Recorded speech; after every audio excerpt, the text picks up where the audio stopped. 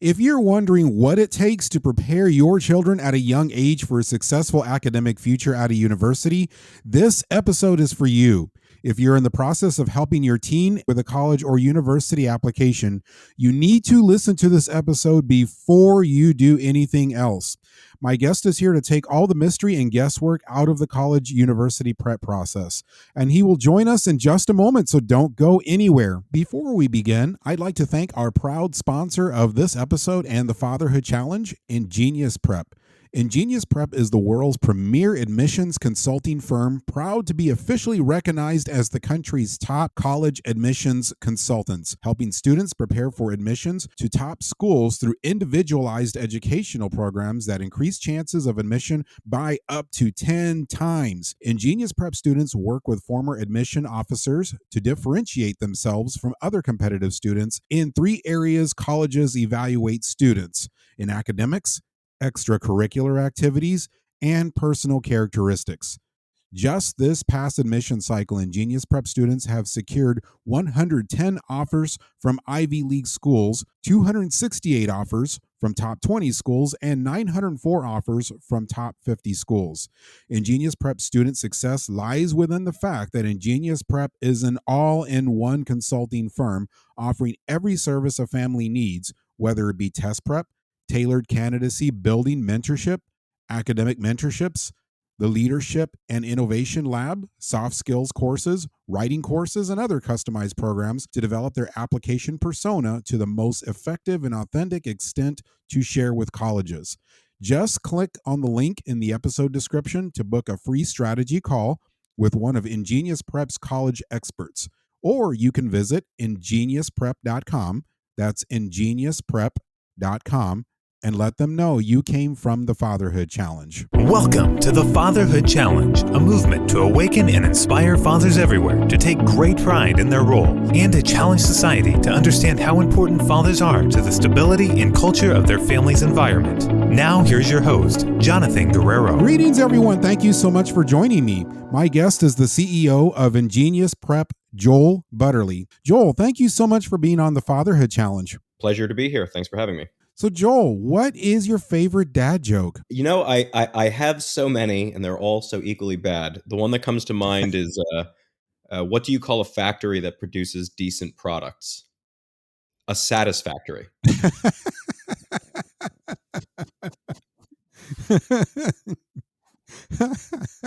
Thank you for sharing that. Very welcome. Oh, boy, there's no way I would have figured that one out. Well, Joel, please start by sharing the story about why and how you started InGenius Prep. Yeah, sure. So, there were kind of a couple motivating factors. One of them was I got to law school and within moments had ascertained that I did not want to be a lawyer. So there was a quick rush out of the legal door. But perhaps more importantly, when I was applying to college, I thought I was a very strong applicant, and it's certainly what I had been told. But I kind of fundamentally lacked the guidance and resources necessary to really distinguish myself in the competitive admissions process. And so what I did is the same thing that many students do, which is that they sort of look around at what other people are doing and they say, I'm going to do the same things, but I'm going to do it better. And in admissions, it's all about standing out. And if your strategy starts with, I'm going to do the same things everyone else is doing, you're not going to stand out. And so the idea behind InGenius was to combine kind of 2 elements. One of them is sort of best-in-class advising. And so for that, we use a very large team of more than 150 former admissions officers from all of the most selective schools. They provide advice to students, and then a pool of resources such that students can actually carry out that advice. Things like research opportunities with professors, internships. We have a startup incubator, soft skill classes, writing classes. The idea is for students to have not just the advice as to what they should do, but also the resources to actually do it. So I'm assuming there's also ongoing support for this, because these are all great ideas for standing out, but I know most people wouldn't have a clue where to begin, how to even tackle any of these tasks. Yes, so it's definitely a relatively involved program. We have families that start with us as early as 7th and 8th grade, although the kind of average is 10th and 11th. And so they're working with us over the course of, say, 1 to 3 years on average. And all of these things are sort of part of a long counseling process that's sort of built into our curriculum. So there is guided ongoing support, and the support they're receiving, these counselors are people who I'm assuming really understand the application process from an admission standpoint on a very intimate level. Yeah. So when I say former admissions officers, I mean that these are the individuals who are actually working in the admissions office, reading and evaluating applications and deciding who gets in and who doesn't. So, Oh, wow. so it's like we have over 150, close to 200 of these folks right now. And so these are people who, maybe they worked like the Columbia, admissions office the prior year, and they read thousands of applications and chose which students got in and which didn't. And so from our perspective, if you're going to pay for services in this particular industry, it doesn't really make sense to do so if those services don't involve the viewpoint of somebody who actually worked in admissions. Because the truth of the matter is that just getting into good schools doesn't actually mean that you know why you got into a good school. Right? A student could get in for a myriad reasons, and the admissions officer would look at them and say, "Oh, you didn't get in for normal reasons. You got in for this reason." But a student might be sitting there thinking that their experience is typical of other applicants when it's not.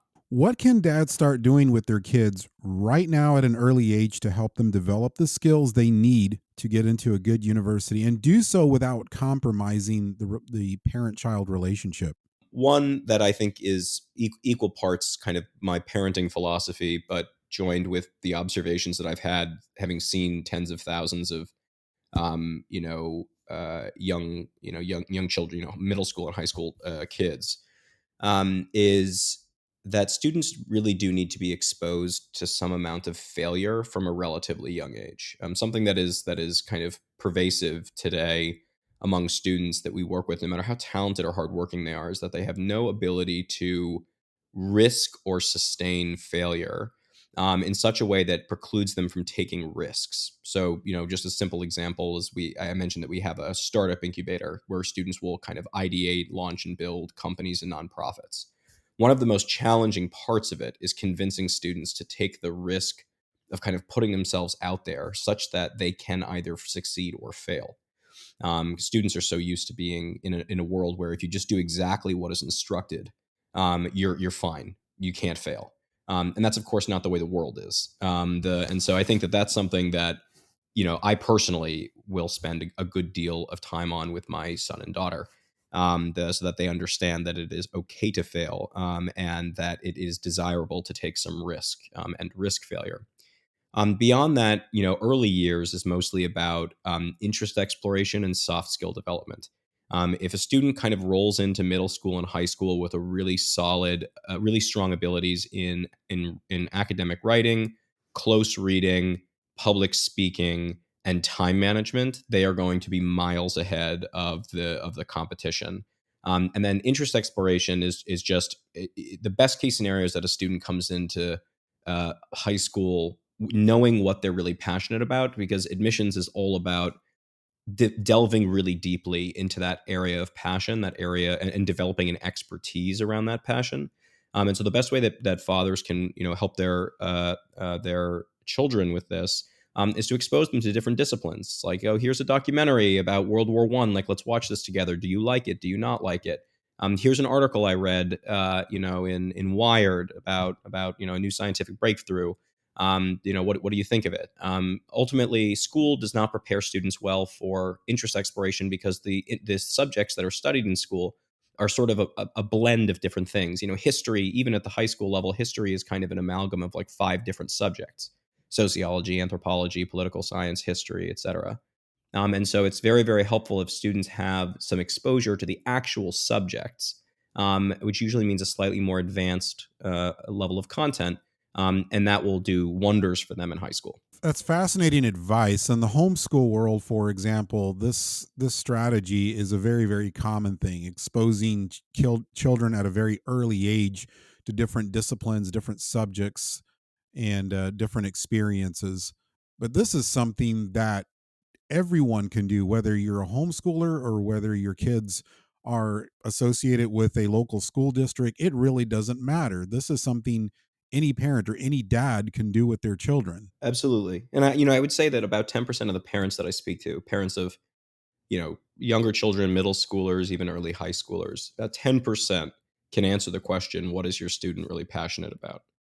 And the reality is that 100% of them have the ability to ascertain that.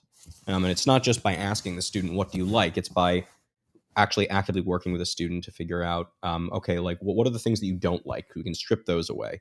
And of the things that you like, how do we, so if you like biology, okay, well, what area within biology? Like, do you like marine biology? Do you like evolutionary biology? And so it's an active exploration that you're undergoing. And one thing I would advise, parents, fathers, to kind of be cognizant of is students should be able to determine what they don't like very, very quickly. That is, 30 seconds to 30 minutes. They'll figure out that they don't like something. To figure out that they really do like something and are really passionate about it, that can take months. And so, you find the things that they like, and then you delve deeply into those things until you figure out which one they love. That brings to mind something that I know for me could potentially be a struggle. Maybe other dads out there would struggle with this as well. You have your own personal bias that you might bring to this experience. So you're exposing your kids to all these other experiences, all these other topics and subjects, but you have your own passions, and being able to, yes, expose your children to your own passions, which you should, but not to let those completely dominate to where you are projecting your own will onto your children and not giving them a chance to really experience or decide for themselves what they're passionate about.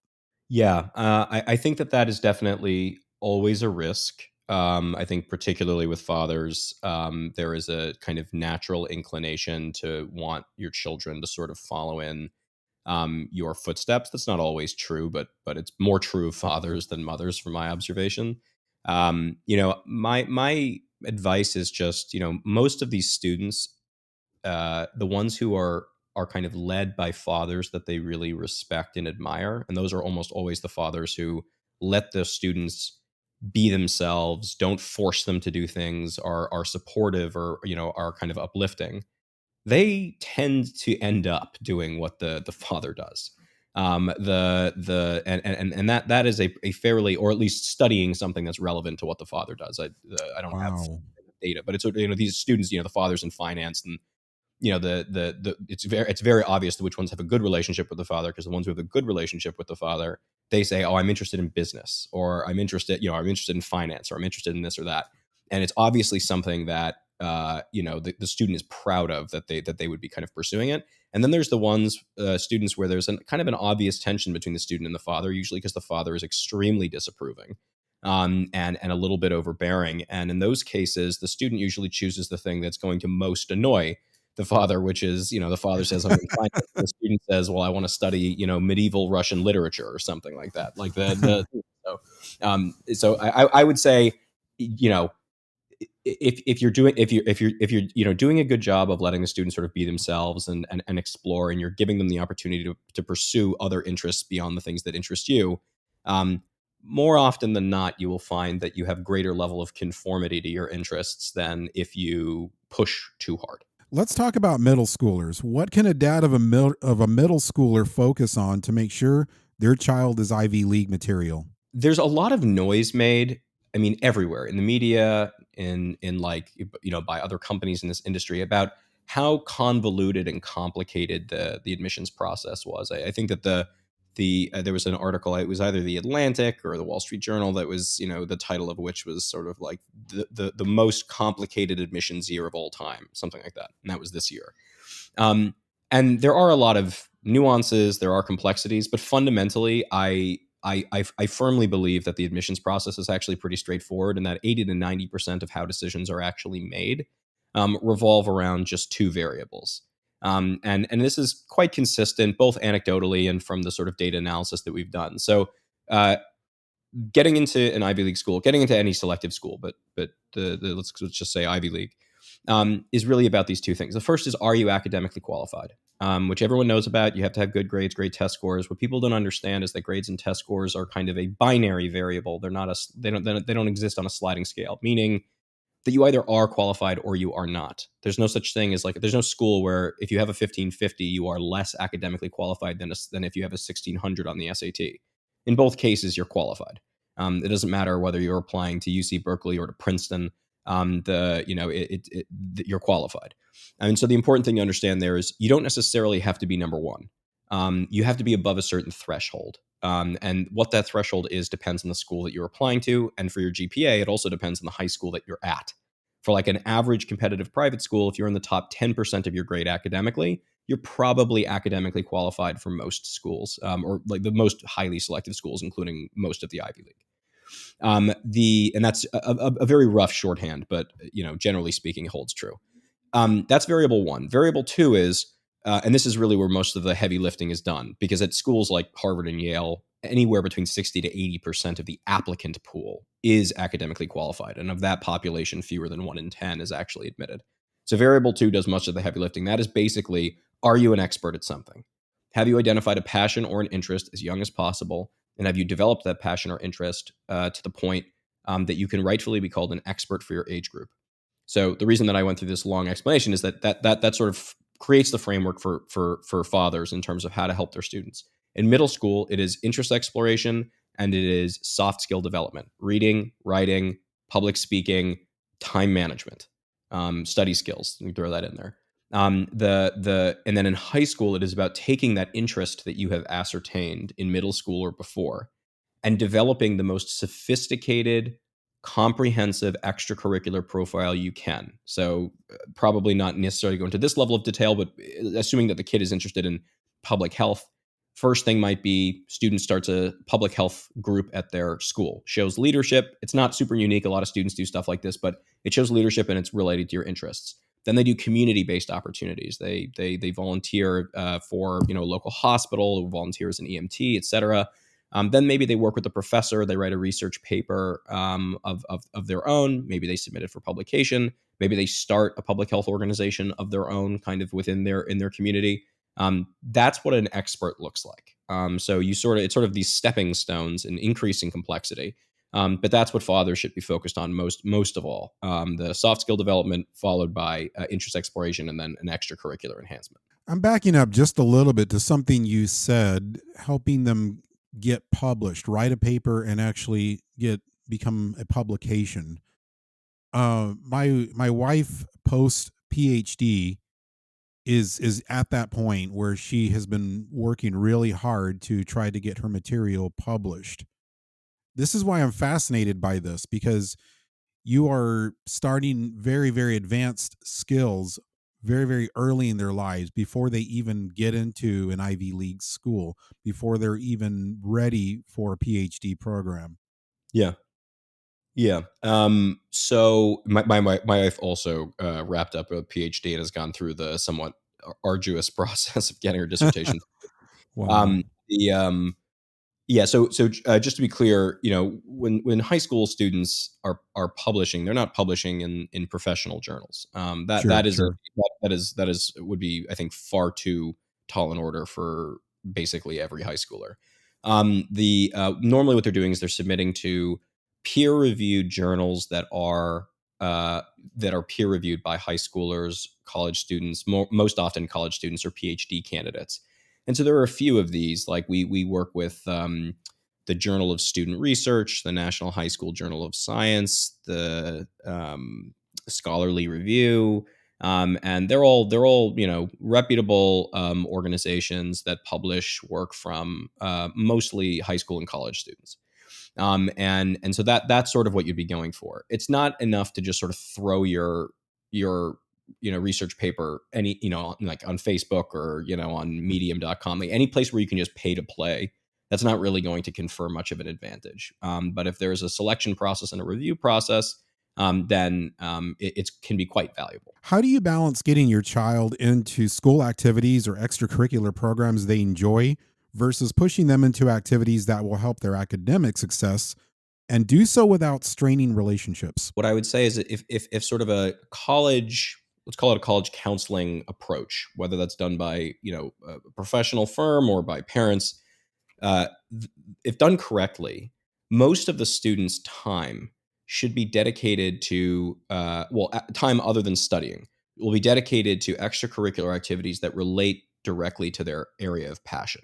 They'll still play sports, they'll still play music maybe, but the thrust of what they're spending time on outside of schoolwork are going to be these extracurricular activities related to passion. So that is to say, maybe they would prefer to play video games, but this isn't going. You really very rarely have to push students to do something that they hate, unless what they hate is studying. There's not really a simple. There's not really a kind of a great solution to what to do if a student really just despises studying, or like really needs help in biology and won't work work with like a tutor or something like that. Unfortunately, those are circumstances in which I have found that it's less about trying to get the student to enjoy it, and it's more about helping them understand what are the consequences in their life if they when presented with something they don't want to do, but that which will help them in life, they consistently back down. So I think that that's sort of like the outcome analysis is pretty important there. But for the most part, the balance should be simple, because the best thing they can do is find something that they really love doing and then do a lot more of it. Hopefully that answers the question. It does. I think that's very, very helpful. I always love good stories, especially when they are true. Please share some success stories with us about parents, kids, or teens that InGenius has helped to become successful. Sure. One of the first that I was super proud of. This is back in this company just started. I think it was 2013, maybe 2014. And there was a student. I'm not gonna. I obviously won't use his name. But his parents had recently immigrated from a relatively impoverished country. They were trying to make it running a very small pizza parlor. And he was working kind of nonstop weekdays, weekends, or weeknights, weekends, to help the parents make ends meet. And he had pretty good grades. And he had a relatively low kind of SAT score, all things considered. It was, I think, like a 1200 or something like that, which is not in the grand scheme of things low, but low for the schools he was interested in. And in the end, he ended up getting into Yale with a full scholarship, which we were ecstatic about. That was Wow. spectacular outcome. So that was great. Another one that comes to mind is we had a student. He was from California. He was really interested in being a doctor. He joined our startup incubator, and he wanted to create a nonprofit related to water filtration. So one of the things that he had read at the start of our program was that when there are natural disasters, many of the deaths, in some cases the majority of the deaths, are not the result of the natural disaster itself. It's a lack of access to clean water and food. And so he wanted to partner with NGOs that worked in these disaster areas to offer water filtration devices. So he raised money. He purchased industrial strength water filtration devices. He sent them over to these NGOs. And in the process, he actually saved human lives. Like, we got pictures of people whose lives he had Oh, saved. wow. Just, unbelievable. So impressive. He unsurprisingly got into Harvard and Stanford. I think he went to Harvard. But that, obviously that's not a common achievement, obviously. But this was not a student. If you met the student, you'd say this is a smart student, is a good student. But this was not necessarily someone that you would expect to have such a tremendous achievement at a young age. And so that was really remarkable. I could go on, but those two come to mind immediately. Let's go on to stats. Do you have any stats that reflect a difference in results of those who choose InGenius versus those who don't? Is there a good age to start working with a child? Yeah, that's a great question, and I have very, very strong opinions about it. The way that companies market themselves in this industry is they say, okay, this is how many Ivy League admits we had. This is how many top 10, top 30, top 50, top 100, etc. And there are several problems with that. And we do that too. We just don't do that exclusively. But there are problems with this in my mind. The essentially being, number one, you do not know how many students they worked with. So if they have 10 Ivy League admits and they had 1,000 students, that's not necessarily all that good. The On the other hand, if they had 10 Ivy League admits and 15 students, that's spectacular. But you don't know that, and companies don't disclose that, and so that's problem number one. The second problem is that companies will often kind of hand pick students based on their grades and test scores. because those are the students who are likely to succeed in the admissions process. And then, and in turn, the company can sort of take credit for the work that the student has already done. Um, I personally feel like that is kind of a violation of the educational mission of companies in this industry. Like the goal here is to Hmm. not be an agent. The goal is to be like an educator. That just doesn't square with my understanding of what it means to be an educator, but it's still exceedingly common. And so you also don't know that. And so the way that we kind of internally, the way that I think of this, and the way that we think of, sort of results and how to know the difference, is that we compare our student population to a population of students who didn't work with us, but who have comparable grades and test scores. And so what we do is we literally buy applications. And we have a data analyst who makes this comparison between those applicants who didn't work with us and those who did. And what we find is that students who work with us on average are 7 times as likely to get into a top 10 school and 6 times as likely to get into a top 30 school.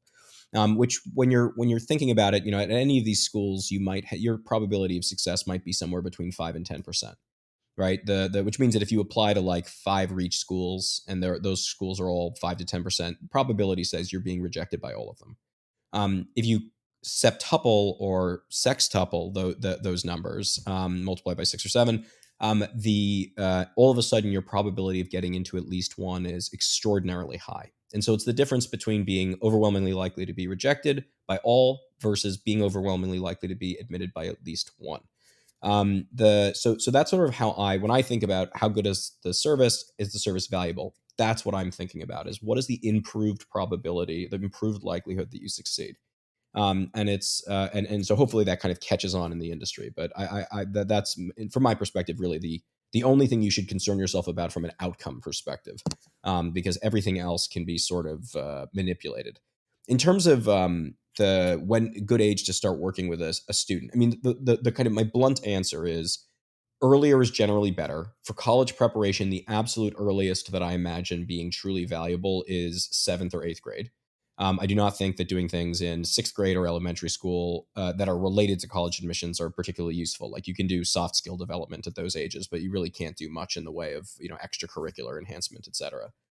Um, it is more expensive to start earlier. So if you're working with a firm, the longer the service goes, the more expensive it is. That's the nature of the kind of nature of the beast. I would say that there's, in terms of best bang for your buck, probably 10th grade, honestly.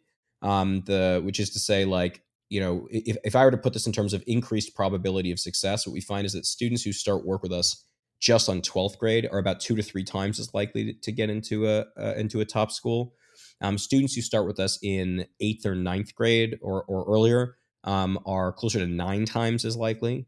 And students who start with us in 10th are about 7 times as likely. And there's a pretty steep drop off between 10th and 11th for a variety of reasons. But so if I'm a parent and I'm trying to think about this in terms of how do I get the best bang for my buck, I'm probably going 10th grade. If I'm thinking about this from the perspective of how do I get the absolute best outcome, I would start earlier. I would start in 8th or 9th grade. That's probably the best case scenario. I would say it's always worth it to get advice from my perspective, or at least to get good advice. That it's always worth the investment, or it's often worth the investment. Obviously, depends on the organization. But you should never feel like it's too late, because even if it's 12th grade, even if it's you have two months until the applications are due, you still have time to do some to make a really big difference, to double or triple your probability of success. Can InGenius help students who are interested in applying to a university outside of the United States? Oh yeah, absolutely. So we have a lot of students. The UK has become quite popular, so we help a lot. We have a whole UK division. We help students apply to universities in Canada. We've helped students apply to universities in France, in China, in Korea, in Australia, New Zealand. So yeah, all over the place. I'd say that the US is by far kind of the most popular, and then UK and Canada, and then the rest. How can dads learn more about InGenius, listen to the podcast, or ask questions? Our website, ingeniusprep.com. You can contact one of our colleagues on that website. Like one of those little chat boxes. You can also reach out and request a consultation, which is basically we'll sit down and we'll talk with you and your child about what they've done, what they should focus on, how they can sort of best improve their chances of success, and we'll also talk through kind of our programs and services. And we have a kind of ongoing podcast the Inside the Admissions Office with Noel. And that can be found on any place where you listen to your podcasts. I think it's available at all kind of major outlets. Just to make things easier, if you go to thefatherhoodchallenge.com, that's thefatherhoodchallenge.com. If you go to this episode, look right below the episode description. I will have all of the links and references that Joel just mentioned posted right there for your convenience. Joel, as we close, what is your challenge to dads listening now? My challenge is mostly, can you take the time and have the patience to slowly mentor your students starting from a young age, maybe 5-6 years away from the college applications, with an eye towards building, a candidacy for the student that is rich in both academic accomplishment and also extracurricular accomplishment. What I find is that it can be slow moving, it can be a bit frustrating. You don't see much in the way of like tangible outcomes immediately. Like that's just the nature of this, is that the tangible outcomes, they come much later. But the foundation, it happens much earlier. And so kind of taking that as a challenge, I think, and it's something that I challenge kind of myself with all the time with my son. It's very hard to sit there and try to see, does he like to tinker with things? Does he have kind of an engineering mind, or does he prefer to analyze like logical problems, and does he have a more analytical mind? And it can be a bit frustrating, it can be a bit boring, but I think that in the long run, it's very well worth it. Joel, this has been a very helpful conversation, both for me and I know for dads listening. Thank you so much for being on the Fatherhood Challenge. Thank you so much, and thank you so much for having me. Thank you for listening to this episode of the Fatherhood Challenge. If you would like to contact us, listen to other episodes, find any resource mentioned in this program, or find out more information about the Fatherhood Challenge, please visit thefatherhoodchallenge.com. That's thefatherhoodchallenge.com. I'd like to pause and thank our proud sponsor of the Fatherhood Challenge, Zencastr. If you've thought about podcasting before and realized that you need a lot of different tools and services, those days are over. With Zencastr's all-in-one podcast production platform, you can create your podcast all in one place and distribute to Spotify, Apple, and other major destinations. But the reason I personally use and trust them with the production of this syndicated radio program is their professional broadcast quality sound. There is no better time than now to start your podcast using Zencastr for all your needs. Go to zencastr.com/pricing and use my code FATHERHOOD, and you'll get 30% off your first month of any Zencastr paid plan. I want you to have the same easy experiences I do for all my podcasting and content needs. It's time to share your story.